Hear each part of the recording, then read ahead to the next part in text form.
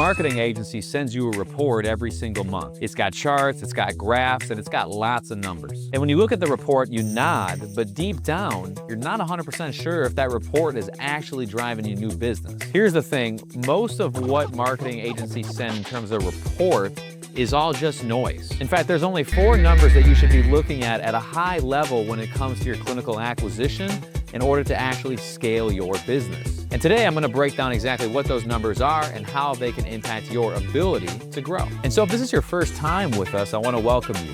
All we do around here is talk about how to reach $200,000 a month inside of your health and wellness clinic using marketing and advertising. We've helped hundreds of clinics literally get clarity on their marketing strategies, and we've helped a lot of clinics reach the $1 million a month. And a few of our recent clients have even tapped into that $1 million per month benchmark that every business owner on earth aspires to achieve. And if you're a returning viewer, welcome back. We've got another deep video for you today talking about metrics and scaling with acquisition. Let's begin. Now, when it comes to reports, the first thing to consider is vanity versus sanity metrics.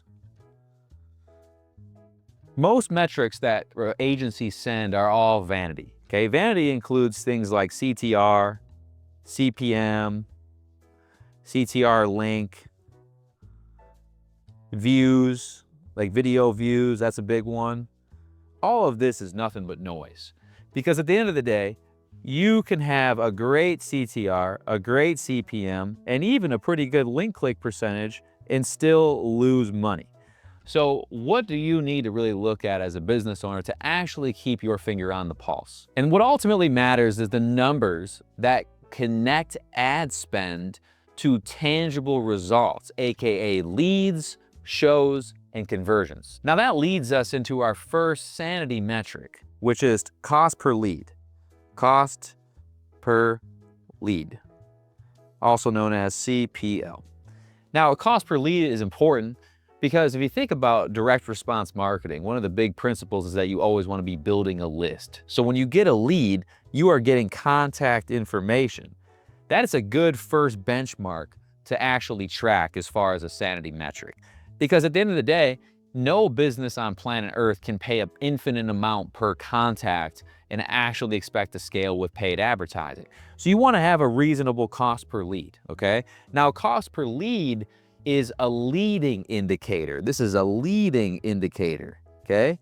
That doesn't necessarily mean that just because you get the cheapest cost per lead that you're all of a sudden going to be filthy rich, okay? In fact, I've had a lot of clients that have come to us that have had an extremely low cost per lead, but if you look down the funnel, their show rates were poor, their contact rates were poor because they were only optimizing for cost per lead. So cost per lead is a leading indicator of a campaign, but it's not the only metric that you have to look at. In fact, that's why there's 4 main metrics that we have to look at, because there's not one specific metric when only looked at in isolation that gives the full picture, enough clarity for you to be able to confidently scale your investment. And so the savvy business owners understand one thing, and that cost per lead is a number that's reverse engineered. So if you're watching the video and you're wondering like, man, like what should my cost per lead be? This metric should be a result of reverse engineering. You actually figuring out what we'll see later, what your target cost per acquisition is, and reverse engineering back to cost per lead. And that's how you know when you're running a campaign if your ad is doing well, because you'll know that your cost per lead is within the target KPI that you initially set. Okay, so cost per lead is a good leading indicator. You want to know how much it's costing you to get a contact, and it needs to be a function of your financial model that you laid out earlier. Okay, the second piece is cost per scheduled appointment. So this is a really great metric because it factors in a couple of things. It factors in your cost per lead. It also factors in your team or possibly even your bot, your follow-up process, okay? Your follow-up process and basically your entire funnel architecture.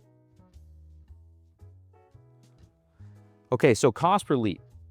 If you get a really low cost per lead, okay, but your cost per scheduled appointment is high, that could be an indication that there's some opportunity here in the follow-up process or possibly in the funnel architecture.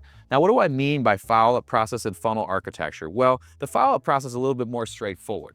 That's ultimately just your team's ability to get the lead and follow up with the lead enough to get that person to talk to somebody on the phone, most typically, and then ultimately confirm an appointment spot on the calendar, whether telehealth or in person. So when you have a low cost per schedule, that means that you have usually a low cost per lead or a fair cost per lead within KPI, and you are also getting a lot of the leads percentage-wise to schedule an appointment. So let me just give you a real quick example of how this works. So you have your cost per lead, which in this example, let's say is 50, and then you have your schedule rate as a percentage. So schedule percentage. And then let's say that this is only 20%.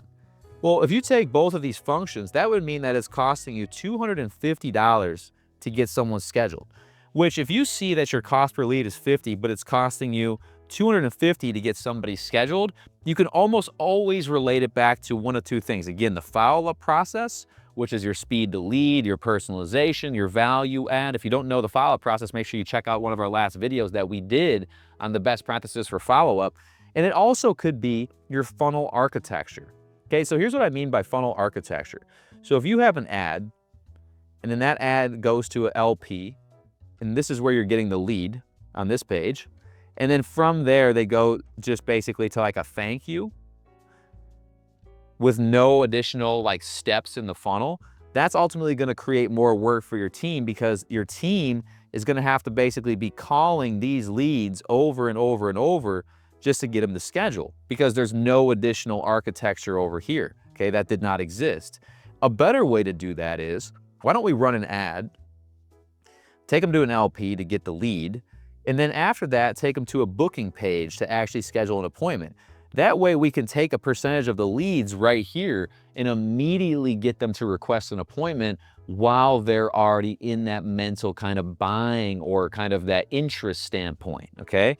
So what we want to do with the correct funnel architecture is, yes, you're going to get percentages of leads to book by just following up, but you also want to have good funnel architecture to encourage the booking during the prospect's journey with you online. And as a result, when you have these two things in place, good funnel architecture and a good follow-up process, you will see that your actual cost per scheduled appointment is as low as it could possibly be because you're getting the highest percentage of leads to actually schedule. Now, number 3 is a CPA, cost per acquisition, also known as CAC, customer acquisition cost. This is a function of everything: cost per lead, cost per show, sales, closing percent. This looks at everything. Because if you think about it, cost per acquisition is all of your costs all in. Okay, that includes how much you spent on ad spend, and then any sort of commissions that you pay out for your team, and then you may even possibly add in salaries if you have particular people doing this for you. So hey, we know that, hey, listen, for every X amount of dollars we spend on ads and X amount of commissions and X amount of salaries, we get a conversion. So your cost of acquisition is all of this baked into one metric, and it gives you a total health check on how much it's costing you to get a person to say yes to your service. Now, how do you figure out your cost of acquisition? Well, it's pretty simple, actually. You take, your ad spend. Otherwise, you can take ad spend plus commission plus salary. Those are both optional. Not every business does that. And you divide that number out, which is going to be a numerical amount, financial amount. You divide that by total conversions. Now, as an example on this, let's say you spent 10K all in and you converted 100 people. That would mean that your cost of acquisition is $100. Okay, that's pretty good.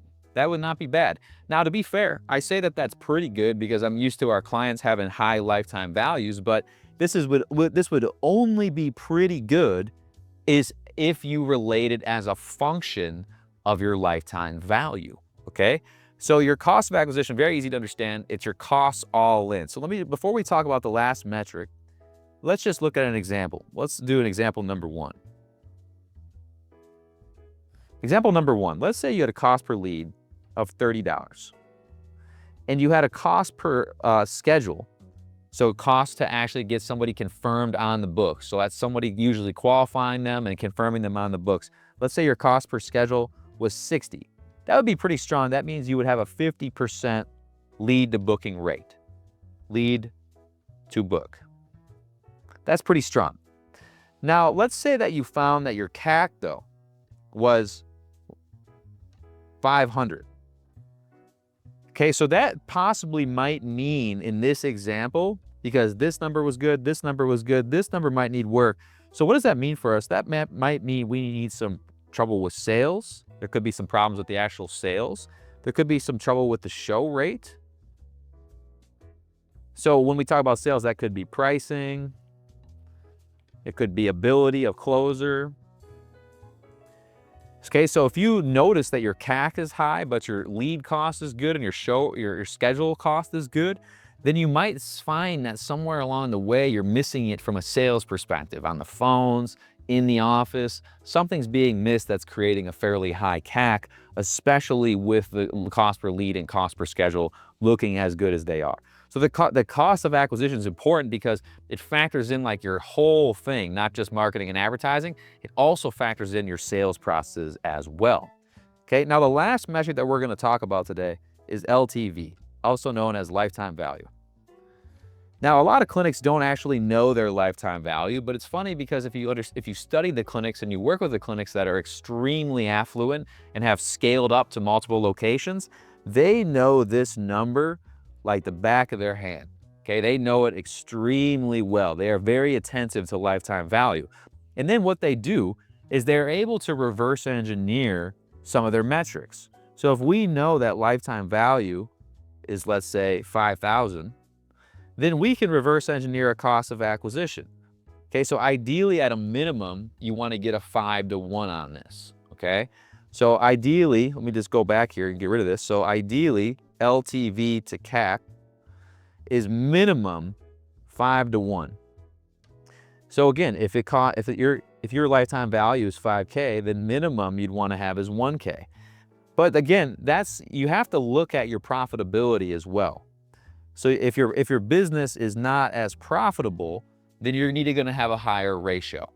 So you have to be able to reverse engineer your maximum allowable customer acquisition cost to be able to then justify what you're going to do in your financial model as a function of your lifetime value. Okay, so lifetime value for most of the clients that we work with is typically between like 4 and 5K. So 5K or above could be your target as far as lifetime value. And the higher that you get your lifetime value, the more you can spend to acquire the customer, which then allows you to spend more than your competitors, which then allows you to do what? Take over more of your market. So lifetime value and cost of acquisition all relate together. Now, bringing this all home, if you bring this all home, first you figure out your lifetime value, okay? Once you have that, you check it off. Then you solve for your CAC. What is my CAC? Okay, so I recommend starting with maximum allowable customer acquisition cost based on your profitability, and then reverse engineering your target acquisition cost. So the target acquisition cost, so you have your max CAC and then your target. So once you figure out your max CAC, typically your target is going to be like 40 to 20% of the max. So you got to figure out max and you can reverse engineer your target, 40 to 20% of the max. You don't want to shoot for your maximum allowable customer acquisition cost, because once you figure out your maximum allowable, if you continually hit that number, that means you're not going to have any profit left over. So you have to factor in your profitability on this too. Okay, lifetime value, customer acquisition cost. And then after you figure out these two numbers, then you can reverse engineer your cost per schedule and your cost per lead. Now there's more metrics in here, by the way, that you could track. You could track, your show rate, your cost per show, your cost per person in the door. That's a good metric to track as well. But if you need a place to start, okay, just make sure you at least look at these 4. Because I've had a fair amount of clients that have come to me. We had a client and they basically came to me and they're like, hey dude, like we're spending, $80K a month. From that, we're generating 10,000 leads. From that, we're scheduling 1,200. And then from that number after that, we're getting in the door I think like 275 shows was the number, and then like 142 yeses or conversions. Okay, so what's the challenge with this? Well, you get a boatload of leads, so like your cost per lead is good, but they're losing a lot of steam here on the schedule. They're only seeing like a little over 10% of people schedule an appointment. 10%. That would not be optimal. Optimal schedule rate, by the way, is typically anywhere from 60 to 70% for the particular service. And you can get that by having the proper funnel design and having the proper follow-up. So if they can fix the number of people that schedule, and they also had some work to do on the show rates. They talked to 1,200 people, but almost 1,000 of those people didn't show up in the door. So they had big work to do here and here. And as a result, and this was good though. Like down here, their conversion rate, like this is pretty strong. So that was good, but these two needed work. So if they can still generate a lot of leads, maybe less leads, but get the leads to schedule, and then from there, get a higher percentage of the leads who scheduled the show by having a better phone process and a better screening process, then they're going to default grow their business because their conversion percent was almost 50% from cold traffic, which is good. And their lifetime value is high. I think it's like $8,000 or something like that. So like either way, they still made money on this deal. If you take in lifetime value like these guys have of 8,000, multiply that out by 142, you know, like real quick, let's just do some back of napkin math here. So $8,000, 8K times 142. So they're still doing, dude. I mean, this is still 1.1 million in LTV. So like they're not losing money long term on that $80,000 investment, but they're leaving a lot on the table though because they had a poor schedule rate and a poor show rate. So if we fix those, now we're going to see that the total acquisition cost is going to go way down. It's going to allow them to be more profitable month over month over month. So hopefully this is helpful, guys. If you guys got value from this, make sure you share it forward, take action on these for your own business. And if you want to have a conversation with us about possibly coming into your business and helping you do some of this stuff, financial modeling, running profitable ads, understanding the bottlenecks, I'll leave a link below for you to book a call with our team, and we can walk you through exactly what your bottleneck is right now and how we would approach it if we were in your shoes. So no matter what, the call will be valuable independent of whether we work together, because we'll be able to say, hey, listen, if we were in your shoes, here's the #1 thing we would work on in order to improve your current results. So if you want to have that conversation, I'll leave a link in the notes below. But again, your main move right now, guys, is to go and do the math. Figure out what your numbers need to be through reverse engineering, starting with lifetime value, going to cost of acquisition, and then reverse engineering the cost per show, cost per schedule, cost per lead, all that kind of stuff. So hope you guys got value yet again. We appreciate you being here. We're putting out videos twice a week on Wednesday and Sundays of every week, all about how to scale clinics to $200,000 a month or more with online acquisition. I look forward to seeing you in the next one.